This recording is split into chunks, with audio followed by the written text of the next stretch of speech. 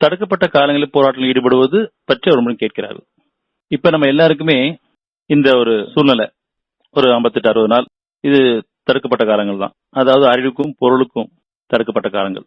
இந்த காலம் எதுக்காக நமக்கு அனுமதிச்சிருக்கான்னு சொன்னா, இது ஒரு சோதனை காலம். உலகம் முழுக்க ஒட்டுமொத்தமா நம்மளை பொறுத்த வரைக்கும் சோதனை காலங்களும் தண்டனை காலம் கண்டிப்பா இல்ல, தூய்மைப்படுத்தக்கூடிய காலம். இது ஒரு ஓய்வு காலமாகவும் நம்மளை தூய்மைப்படுத்தக்கூடிய காலமாகவும் இருக்கு. நம்ம எதெல்லாம் படைச்சவனுக்கு படைப்பிலை நோக்கி வாழ்ந்தோமோ அதெல்லாம் நீக்கி தூய்மையிறதுக்காக காலங்கள் நமக்கு கொடுக்கப்பட்டிருக்கு.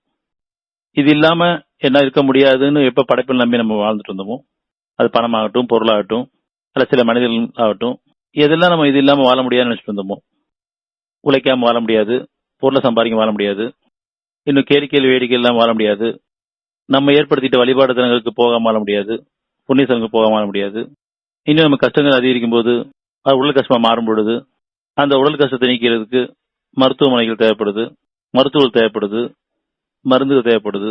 இது இல்லாம எங்களால் வாழ முடியாது. அப்படி நம்ம எதெல்லாம் நம்பி இருந்தோமோ அதெல்லாம் தடுக்கப்பட்ட காலமா இருக்கு. அந்த இணைப்பை நீக்கிறதுக்காகவும் படைச்சவன் பக்கம் திரும்புறதுக்காகவும் அந்த படைச்சவனுடைய வாக்குகளை இறை செய்தியா நமக்கு அறிவிக்கிற மனசாட்சி திருப்பதற்காகவும் ஒரு அழகான சூழ்நிலை உருவாயிருக்கு.